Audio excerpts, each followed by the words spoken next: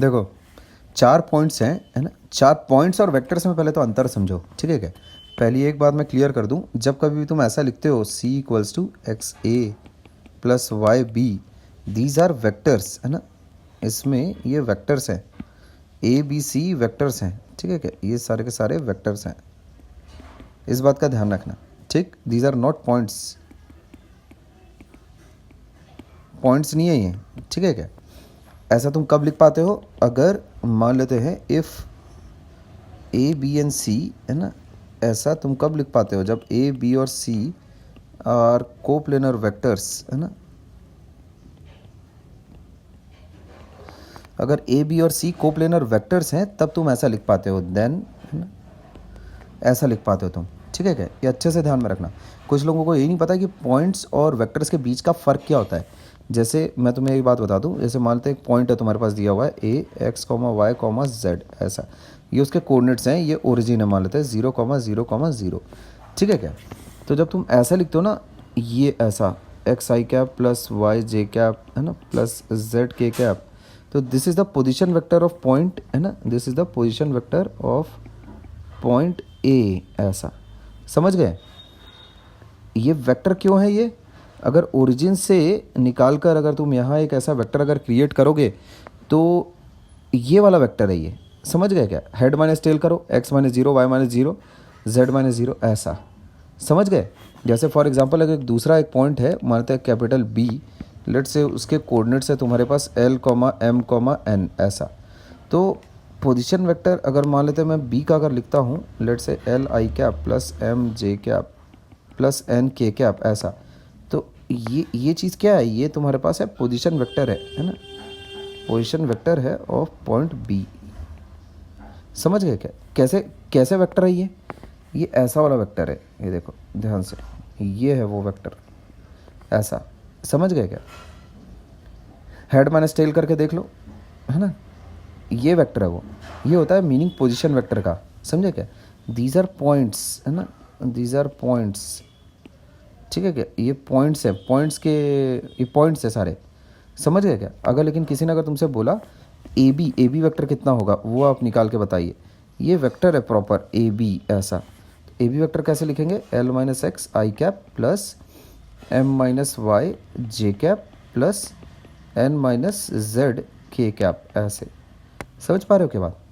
This is a vector, है ना, इज्जतदार वेक्टर है ये, है ना, ये वेक्टर है, ठीक है क्या। पॉइंट से वेक्टर्स कैसे बनाते हैं, वही हेड माइनस टेल, समझ गए क्या। तो मेरे ख्याल में ये बातें अब तुम्हें क्लियर हो गई होंगी, ठीक है क्या। ऐसा लिखा तो ये, है ना, ठीक है क्या। तो ये सारी बातें मेरे ख्याल में अब तुम्हें क्लियर होंगी, ठीक है क्या। तो यहाँ पर जो चीज़ लिखी है x a plus y B, ये एक्चुअली में वेक्टर्स हैं, पूरा फुल फ्लैश्ड वेक्टर्स। तो अब देखो, जैसे ये सारी एक्स्ट्रा की बातचीत थी, जिसकी अभी मतलब इस प्रॉब्लम के लिए तो नीड नहीं थी, पर मैंने तुम्हें बताया ये सारी की सारी एक्स्ट्रा की बातचीत है, ठीक है क्या। दिस इज़ एक्स्ट्रा वर्क, इसे भी अपनी कॉपी में वैसे तुम लिखोगे, ठीक। खैर, अभी देखो सवाल पूछा गया है, क्या ये चारों के चारों पॉइंट्स, है ना, पॉइंट्स वर्ड सबसे इंपॉर्टेंट है, पॉइंट्स कोप्लेनर है क्या।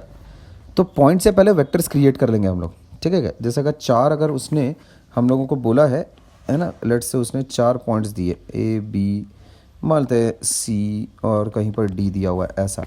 इस तरह के अगर उसने 4 पॉइंट्स दिए हुए हैं तो हम 4 वेक्टर्स क्रिएट कर लेंगे, समझ रहे हो क्या, ये ऐसे, ठीक है क्या, ए बी ए सी और ए डी, ऐसे तुम 4 वेक्टर बोल दिया क्या मैंने, 3 वेक्टर्स एक्चुअल में क्रिएट कर लेंगे, 4 पॉइंट से 3 वेक्टर्स बना लेंगे, और फिर उसके बाद चेक करेंगे कि ये तीनों के तीनों वेक्टर्स क्या कोप्लेनर हैं या नहीं है, समझ गए। तो जो चारों के चारों पॉइंट्स दिए हुए हैं उसको नोट डाउन कर लो तुम। ए दिया हुआ है 1 - 1 1, ठीक है क्या, ऐसा। और बी दिया हुआ है हम लोगों के पास -1 1 1, ठीक है क्या। सी दिया है अपने पास 1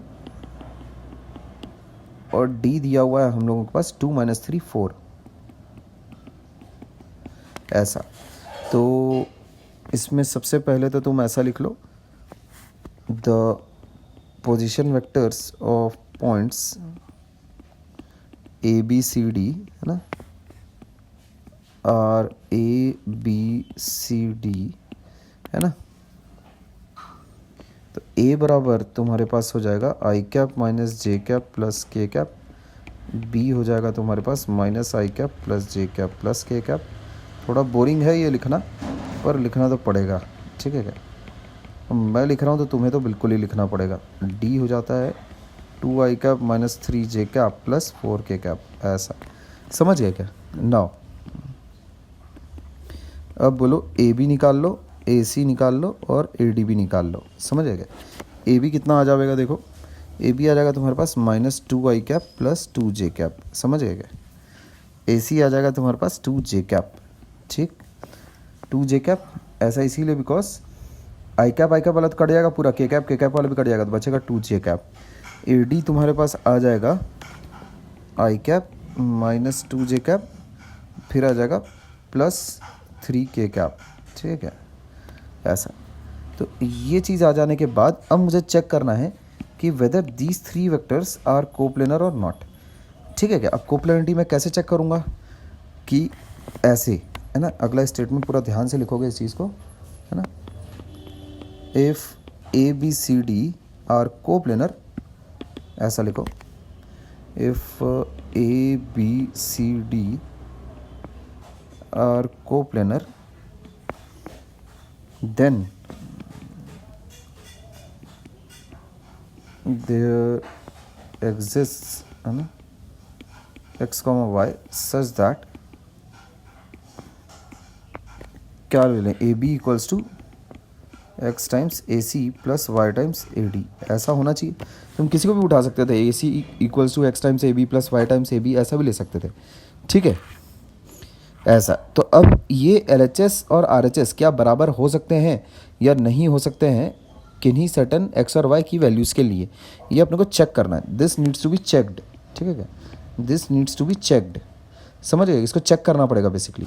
तो चेक करने के लिए आरएचएस से मैं शुरू कर, उसको आरएचएस को पहले सिंप्लीफाई कर लेते हैं। पहले देखते हैं ये लिखा क्या है, देखो यहाँ पर ए बी कितना है मेरे पास, माइनस 2 आई कैप प्लस 2 जे कैप है, और x टाइम्स ए सी कितना है मेरे पास 2 जे कैप है, plus y times a D है मेरे पास आई कैप माइनस 2 जे कैप प्लस 3 के कैप लिखा हुआ है। तो आर एच एस देखो क्या बन रहा है, आई कैप का तो कोफिशिएंट है y प्लस जे कैप का कोफिशिएंट है 2x माइनस 2y, समझे क्या। ये जे कैप बन गया, प्लस के कैप का कोफिशिएंट है 3y, ठीक है बात। अब देखो ध्यान से, बाय इक्वालिटी ऑफ वेक्टर्स मैं ऐसा बोल सकता हूँ, है ना, minus 2 equals to y, 2 equals to 2x minus 2y और 0 इक्वल्स टू 3y, ऐसा ये चीज़ होनी चाहिए। अब देखो मेरे पास 3 इक्वेशंस हैं, ठीक है 3 इक्वेशंस हैं मेरे पास, ज़रूरी नहीं कि तीनों की तीनों सही हों। तीनों की तीनों सही कैसे, मतलब अगर तीनों की तीनों साइमल्टेनियसली अगर इक्वेशंस अगर होल्ड कर जाती हैं तो कोप्लेनरिटी चल जाएगी, अगर नहीं होल्ड कर पाते हैं तो नहीं चल पाएगी, समझ गए। तो हम लोग क्या करेंगे, solve any two and from those two solve equations, है ना, हम लोगों को दोनों वेरिएबल्स की वैल्यू मिल जाएगी सॉल्व होकर। 2 इक्वेशन 2 वेरिएबल से एक्स और वाई की वैल्यूज तो मिलनी ही है, पक्का है।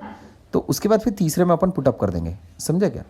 तो यहाँ देखो फ्रॉम 1 मेरे पास क्या आ रहा है, देखो है ना, y की वैल्यू आ रही है -2, है ना। फ्रॉम 3 y की वैल्यू आ रही है मेरे पास 0, है ना, but this is not possible, ठीक है क्या। तो दिस इज़ नॉट पॉसिबल, है ना,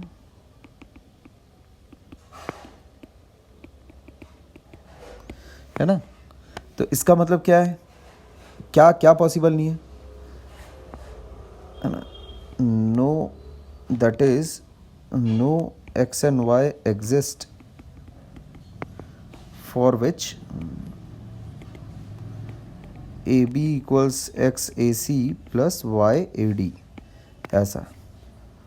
It implies that AB, AC and AD are non-coplanar. It implies that points A, B, C, D are non-coplanar, ठीक है क्या। ये तुम्हारे लिखने का फॉर्मेट होगा, ठीक है क्या। इसके बाद ऐसे लिख देना पॉइंट्स, है ना, A, B, C comma D R non coplanar, ठीक है क्या, ये मेरा आंसर होगा, ठीक है क्या, this will be my answer, ठीक है बात ऐसा, ठीक। तो मेरी चेकिंग हो गई, अगर कोप्लेनर होते तो तीनों की तीनों इक्वेशंस एक साथ होल्ड कर जाती, ये तीनों की तीनों इक्वेशंस एक साथ होल्ड कर गई रहती।